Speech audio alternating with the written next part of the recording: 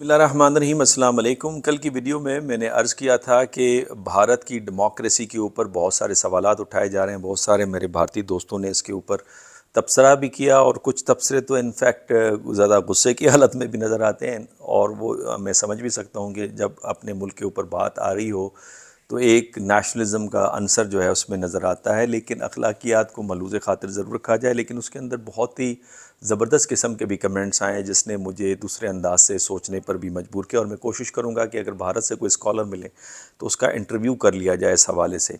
آج بات کر لیتے ہیں پاکستان کے حوالے سے۔ پاکستان اس وقت مشکل ترین دور سے گزر رہا ہے، اور اگر میں یہ کہوں کہ یہ دور جو ہے پچھلے ادوار سے ذرا کم نہیں ہے اپنے خطرے کے نوعیت کے حساب سے، تو یہ بیجا نہیں ہوگا، اور جب بھی تاریخ لکھی جائے گی تو اس کا ذکر اس حوالے سے ضرور کیا جائے گا۔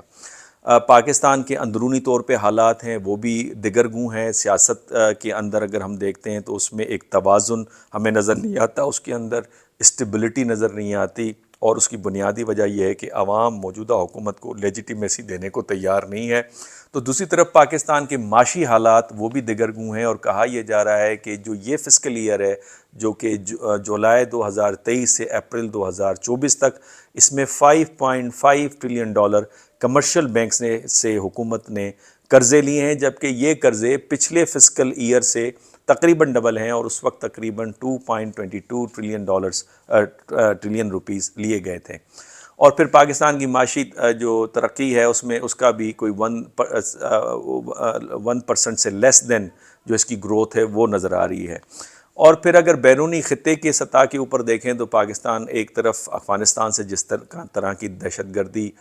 ہو رہی ہے وہ ہمارے سامنے ہے، اور افغانی حکومت اس حوالے سے تعاون کرنے کو تیار نہیں ہے۔ پھر فیٹف کی یہ رپورٹ بھی آتی ہے کہ جو انڈیا ہے وہ ٹیرر فائنانسنگ کے اندر انوالوڈ ہیں، جہاں پہ وہ ان دہشت گرد تنظیموں کو، جس میں BLA ہے، TTP ہے، لشکر احرار ہے، ان کو ٹیرر فائنانسنگ کر رہا ہے۔ اور اس کے بعد کریڈل کی یہ رپورٹ گارڈین کی یہ رپورٹ کہ انڈینز جو ہیں وہ ٹارگٹ کلنگ کے اندر پاکستان کے اندر ملوث ہیں۔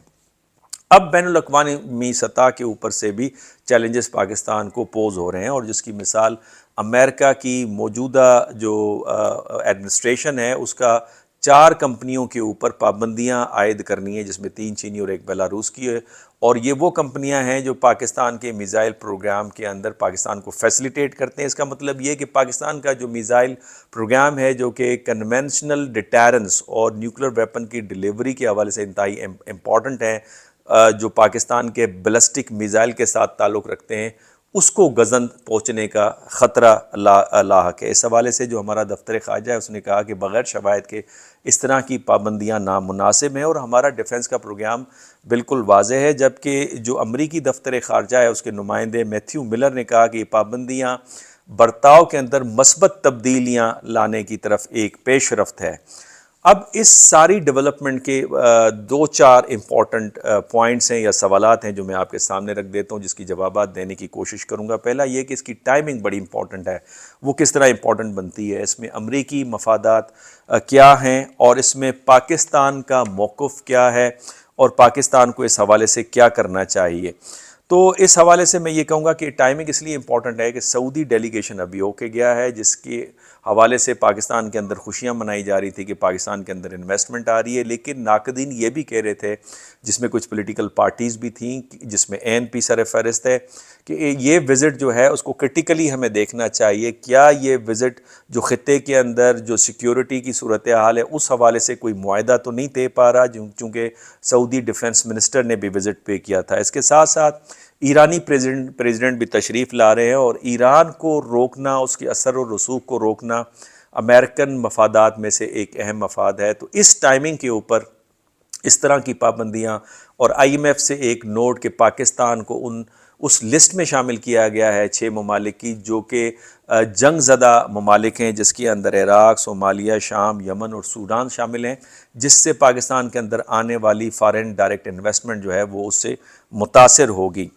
اب امریکی اس کے اندر مفادات کیا ہیں؟ امریکی مفادات سیکیورٹی کے ساتھ ریلیٹڈ ہیں، اور سیکیورٹی تھریٹ مڈل ایسٹ کے اندر ان کو ایران سے پوز ہو رہا ہے، چونکہ جو موجودہ صورتحال تھی، جو غزہ اسرائیل کی جنگ تھی، یا پھر ایران اور اسرائیل کی جو چپکلش تھی، اس میں جو نیا بیلنس آف پاور ڈیفائن ہوا ہے وہ ایران کے فیور میں جاتا ہے، جس میں اسرائیل کی جو ایک نفسیاتی اور دفاعی جو برتری تھی وہ ٹوٹتے ہوئے نظر آئی ہے، اور پھر جو اسرائیل کا جو مقصد تھا کہ غزہ کو مکمل طور پہ کنٹرول کر لے، جس کے لیے کہا جاتا ہے کہ موساد اور CIA کو یہ علم تھا کہ 7 اکتوبر کا واقعہ ہونے لگا ہے اس بڑے اسکیل کے اوپر، لیکن انہوں نے ہونے دیا اس مقصد کے تحت کہ اس کے بعد اسرائیل اپنا دفاع کا حق استعمال کرتے ہوئے ان لوگوں کو مار دے گا، اس علاقے سے بھگا دے گا، اس علاقے پہ کنٹرول کر لے گا۔ اس کے اندر ایک ناکامی نظر آ رہی ہے۔ تو ایران کی جو صلاحیت ہے اس کے میزائل پروگرام کی وجہ سے، اس کی پراکسیز کی وجہ سے، سیلف ریلائنس پالیسی کی وجہ سے، اور اس کے جو روابط ہیں اسٹریٹجک نوعیت کے چائنا کے ساتھ اور روس کے ساتھ، اس کی وجہ سے ایران کا جو اثر و رسوخ ہے اس کے ساتھ اس کو روکنا ہے۔ اور پاکستان اس خطے میں ایک جو جغرافیائی لحاظ سے ایک اہم ملک ہے، تو پاکستان کے ساتھ اگر اس کی ہارمونی آف انٹرسٹ ڈیولپ ہوتی ہے تو پاکستان بھی یہ نہ ہو کہ اس کے ہاتھ سے، امریکن ہاتھ سے نکلا جائے۔ تو لہٰذا ایران کی صلاحیت کو روکنا مقصد ہے، اور اس وقت پاکستان کی معاشی کمزوری ان کے سامنے آیا ہے، تو لہٰذا اس معاشی کمزوری کو نظر میں رکھتے ہوئے پاکستان کے اسکرو ٹائٹ کیے جا رہے ہیں، اور پاکستان کے میزائل پروگرام کو بھی روکنے کی ایک کاوش نظر آتی ہے، چونکہ اس میزائل پروگرام سے امریکہ کو نہیں لیکن امریکن اسٹریٹجک پارٹنرز، چاہے وہ اسرائیل ہے یا بھارت ہے، ان دونوں کو گزند پہنچ سکتی ہے، جس کا اظہار نیتن یاہو نے کئی بار اپنی اسٹیٹمنٹس اور انٹرویوز کے اندر کیا ہے۔ لہٰذا امریکہ کی پابندیاں اس لحاظ سے کہ یہ امریکہ ویپنس آف ماس ڈسٹرکشن کی روک تھام کرنا چاہتا ہے، یہ بالکل غلط ہوگا، چونکہ دوسری طرف امریکہ $3 بلین کی اس نے ویپن ریسنٹلی مہیا کیے ہیں اسرائیل کو، اور تقریباً کوئی $94 بلین کا ایک مزید پیکیج جس منظوری کے قریب تر آ گیا ہے، جس میں 60 سے 64 بلین ڈالر یوکرین کو دیے جائیں گے، اور 10 سے 12 بلین ڈالر کہا جا رہا ہے کہ اسرائیل کو دیے جائیں گے۔ تو لہٰذا اس حوالے سے یہ بالکل نہیں ہے۔ اس کا پس منظر کیا ہے اس پابندیوں کی ٹائمنگ کا تو میں نے آپ کو بتا دیا۔ اس کا پس منظر کچھ یوں ہے کہ کہا یہ جا رہا ہے کہ 11 جنوری 2024 کو امریکن سیلز نے صومالیہ کے قریب ایک آپریشن کیا، جس میں امریکن 2 سیل جو ہے ان کی موت بھی واقعہ ہو گئی، بیکاز جو سمندر کی لہریں تھیں وہ تیز و تند قسم کی تھیں۔ اس ٹرالے کے اوپر جو آپریشن کیا گیا اس کی بنیادی وجہ یہ بتائی جا رہی ہے کہ امریکنز کو شک تھا کہ اس کے اندر میزائل اینڈ نیوکلیئر مٹیریل جو ہے وہ پرووائڈ کیا جا رہا ہے یمن کو، چونکہ اس ٹرالے کی ڈیسٹینیشن یمن تھی۔ اس آپریشن کے دوران اس ٹرالے سے 4 پاکستانی دوسرے لوگوں کے ساتھ گرفتار ہوئے، ان کو لے جایا گیا امریکہ، ان کے ساتھ انویسٹیگیشن کی گئی، اور پتہ یہ چلا کہ یہ کمپنیز جن کے اوپر پابندیاں ہیں، 3 چائنیز اور ایک بیلاروس کی جو ٹریکٹر ریلیٹڈ کمپنی ہے، وہ ان کا مٹیریل وہاں سے آ رہا تھا، اور یہ مٹیریل جو ہے یہ یمنیوں کو دیا جا رہا تھا، اور یہ مٹیریل ان میزائل پروگرامز کے اندر استعمال ہو رہا تھا جس کے ذریعے ریڈ سی میں وہ کارگو شپس کے اوپر اٹیک کر رہے تھے۔ امریکنز کا شک یہ تھا کہ یہ مٹیریل کی آرڈر پاکستان نے دیا ہے، اور پاکستان ایران کو دینا چاہ رہا تھا، اور ایران سے یہ یمنیوں کے ہاتھ میں جا رہا تھا، جس کا انکار پاکستان نے کیا ہے کہ پاکستان کا جو پروگرام ہے وہ کھلے عام ہے۔ تو لہٰذا امریکنز کے اس شک کے اوپر پاکستانیوں کو گرفتار کیا گیا، اور اس سے پہلے بھی کہا یہ جا رہا ہے کہ محمد پہلوان نامی ایک شخص ہے جو اسی قسم کی کارروائی میں امریکہ میں گرفتار ہوا، جس کو 20 سال کی سزا کا سامنا ہے، اور ایک اور پاکستانی جس کو تقریباً 5-1 سال کی سزا کا سامنا ہے۔ تو لہٰذا جو امریکنز ہیں وہ ایران کے بڑھتے ہوئے اثر و رسوخ کو روکنا چاہتے ہیں، اور اس حوالے سے جو Pakistan Iran gas pipeline ہے اس پہ بھی ان کو بہت شدید اعتراض ہے کہ یہ کسی بھی صورت میں نہ ہو، اور اس کا اندیا پہلے بھی اسٹیٹ ڈپارٹمنٹ نے دیا کہ ایران پابندیوں کے نیچے ہے، لہٰذا کوئی بھی ملک اگر ایران کے ساتھ کاروبار کرے گا تو وہ بھی ان پابندیوں سے متاثر ہوگا۔ اور پھر ان کمپنیز کو بھی امریکہ نے میسج بھجوا دیا ہے، پیغام، کہ اگر وہ اس پروجیکٹ کے اندر حصہ لیں گے تو ان کو بھی پابندیوں کا سامنا کرنا پڑے گا۔ لیکن پاکستان کا موقف یہ ہے کہ یہ ہماری لائف اینڈ ڈیتھ کا سوال ہے، ہم مہنگی انرجی لے رہے ہیں اور ہمیں انرجی کی ضرورت ہے، ہمارے گیس کے ذخائر ختم ہو رہے ہیں، ایران ایک واحد راستہ ہے جہاں سے ہم سستی گیس اور انرجی لے سکتے ہیں، اور ہم نے معاہدہ کیا ہوا ہے، اس معاہدے کے تحت ہم نے $20 بلین ادروائز جرمانہ دینا ہے ایران کو، یا تو وہ جرمانہ ہمیں دے دیجئے یا بھارت کی طرح ویور دے دیجئے۔ اگر آپ بھارت کو ویور دے سکتے ہیں رشین آئل کے حوالے سے، ایرانی آئل کے حوالے سے، تو پاکستان کو کیوں نہیں دے سکتے؟ البتہ اس میں ایک اور پوائنٹ یہ کہ کانگریس کے اندر ایک اور بل پاس ہوا ہے جو ایرانی آئل کی ایکسپورٹ کے اوپر سینکشنز لگائے گئے ہیں کہ اس آئل اینڈ گیس کے ساتھ کوئی بھی کاروبار ایران کے آئل اینڈ گیس کے حوالے سے نہیں کرے گا۔ اب کیا یہ پابندیاں بھارت کے اوپر بھی لاگو ہوں گی، یا بھارت جس طرح سے روس کا تیل منگوا کے پورے یورپ کو دے رہا ہے، یورپ ڈائریکٹ روس سے تو تیل نہیں لے رہا لیکن بھارت کے تھرو وہ تیل یورپ پہنچ رہا ہے، تو لہٰذا مقصد جو اسٹریٹجک اہداف ہیں امریکہ کے وہ یہ ہیں کہ ایران کے بڑھتے ہوئے اثر و رسوخ کو روکا جائے، اور پاکستان اور ایران جو دو پیریفرل نیشنز ہیں ان دونوں کے درمیان میں ہارمونی آف انٹرسٹ پیدا نہ ہو تاکہ ان کی ڈپینڈنسی جو ہے ہمارے اوپر رہی جائے۔ اس کے علاوہ جو آئی ایم ایف کا جو رویہ ہے وہ کافی مایوس کن ہے اس حوالے سے، اور آئی ایم ایف کا یہ 26واں پروگرام ہم لے رہے ہیں۔ اس سے پہلے بھی جو ہمارے پروگرام ہوئے اس میں کوئی ہمیں خاطر خواہ کامیابی حاصل نہیں ہوئی۔ میں یہ پوچھنا چاہتا ہوں اپنے جو ڈیسیشن میکرز ہیں کہ بار بار جو ہم آئی ایم ایف چاہتے ہیں کیا اس سے آپ کی اکانومی بہتر ہوتی ہے؟ پاکستان کو سوائے یہ کہ 1-2 بلین یا 6 بلین ڈالر جو وقفے سے 1-1.5 بلین ڈالر آپ کو ملتا رہتا ہے، اس سے کیا آپ کی معاشی ترقی ہوئی ہے، یا صرف ڈیٹ سروسنگ کے اندر آپ جاتے ہیں؟ اب پاکستان کو اس حوالے سے کیا کرنا چاہیے؟ میرے اس حوالے سے کوئی 5 نکات ہیں جو میں رکھنا چاہتا ہوں۔ پہلا یہ کہ ہمیں یہ سمجھنا ہے، جس کا اظہار میں بار بار کرتا ہوں، کہ اس وقت ملٹی پولیرٹی ہے، ہم ملٹی پولر ورلڈ کے اندر رہ رہے ہیں، لہٰذا امریکہ سے ڈرنے کی ضرورت نہیں ہے، اور اس کا اظہار مودی صاحب نے، بھارتی پرائم منسٹر نے کئی بار کیا ہے کہ ہم اپنے مفادات کے مطابق چلتے ہیں، ہم کسی اور کو دیکھ کر نہیں چلتے۔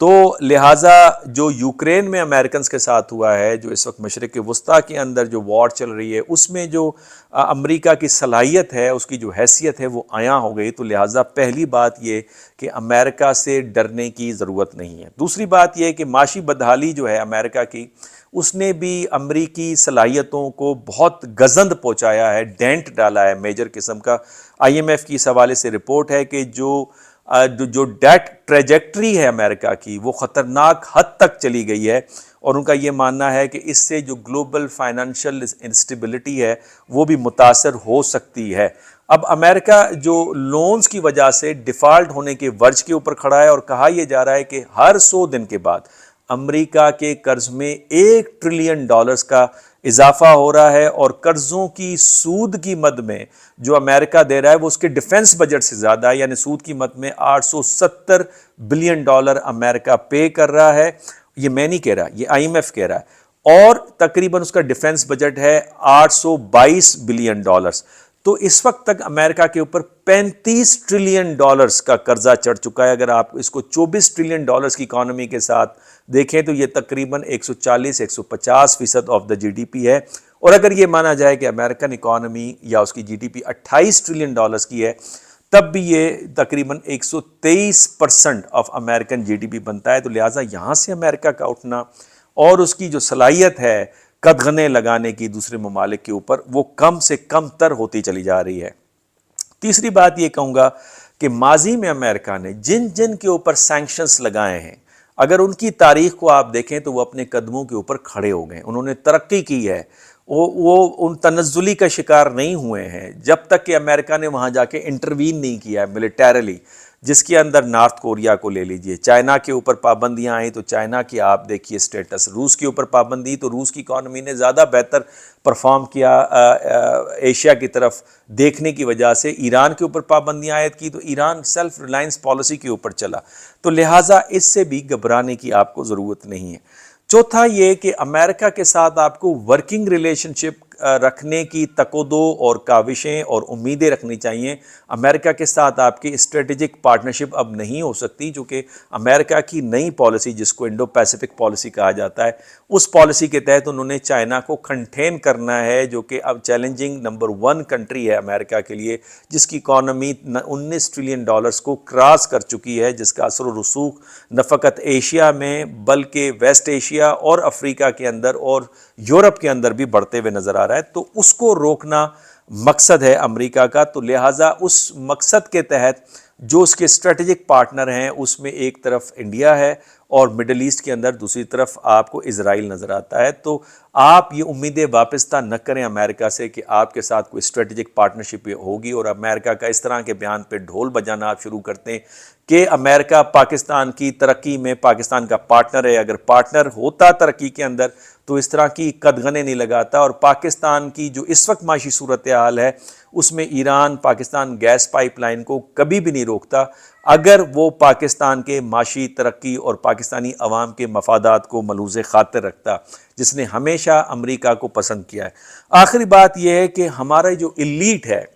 وہ اصل پرابلم ہے، وہ اصل ایشو ہے جس نے پاکستان کو اس نہج پہ لا کے کھڑا کر دیا ہے، اور اس ایلیٹ کو دیکھا دیکھی جو ہماری بیوروکریسی ہے، چاہے وہ 18ویں 19ویں گریڈ کے افسران ہیں، ان کے بچے بھی وہاں پہ پڑھ رہے ہیں، ان کے اخراجات، ان کی نیشنلٹی کو حاصل کرنے کی کوشش کی جا رہی ہے، اور یہی وجہ ہے کہ ہماری پالیسی میکنگ کے اندر آپ کو ایک لوپ ہول نظر آتا ہے، ایک بے جا محبت ویسٹ کی طرف نظر آتی ہے۔ آپ مجنوں بنے کھڑے ہیں، جو آپ کی لیلا ہے وہ آپ کو مجنوں تسلیم کرنے کے لیے تیار نہیں ہے۔ لہٰذا یہ ایلیٹ جو پاکستان کی سیکریسیز بھی جا کے ان کے ہاتھوں میں دیتے ہیں، اور اس میں ماضی میں بہت ساری مثالیں ہیں کہ وہ رنگ میگنیٹ کی اوریجنل رسیدیں جو ہم چائنا سے لیتے تھے وہ امریکنز کے ہاتھ تک کس طرح پہنچیں، جارڈینینز کے ایمبیسی میں سے پاکستان کی انفارمیشن کس طرح لیک آؤٹ ہوئی، جس کی تفصیلات میں بتانا یہاں ضروری نہیں سمجھتا۔ تو لہٰذا یہ پاکستان کی بیوروکریسی کے وہ لوگ جو ایلیٹ کو دیکھا دیکھی اس نقشے پر چلنے کی کوشش کرتے ہیں، اس فیشن اور سٹائل کو اپنانے کی کوشش کرتے ہیں، تو اس ایلیٹزم کو توڑنا ہوگا، اور ہمیں اپنی بیوروکریسی اور اپنے پاکستان کے اندر جو پاکستانی جو کسی اہم عہدوں کے اوپر کام کریں اس کو ڈویل نیشنلٹی ان کی ختم کرنی ہوگی۔ ادروائز اس طرح کی جو مشکلات ہیں جو اندرونی طور پہ بھی ہیں، خطے کی سطح پہ بھی ہیں، اور بین الاقوامی سطح سے بھی آ رہی ہیں، اس سے ہم جان نہیں چھڑا پائیں گے۔ یہی ایک راستہ ہے جس کے ذریعے سے پاکستان ترقی کر سکتا ہے۔ آپ کے کمنٹس کا انتظار رہے گا۔ اگر آپ کو ویڈیو اچھی لگی ہے تو آپ اس کو شیئر کرنا بھی نہ بھولیے، اور اگر آپ نے سبسکرائب نہیں کیا چینل تو سبسکرائب بھی کیجئے، اور بیل آئیکن کو بھی دبائیے، اور اپنے دوستوں کے ساتھ بھی شیئر کیجئے۔ اجازت دیجئے، اللہ حافظ۔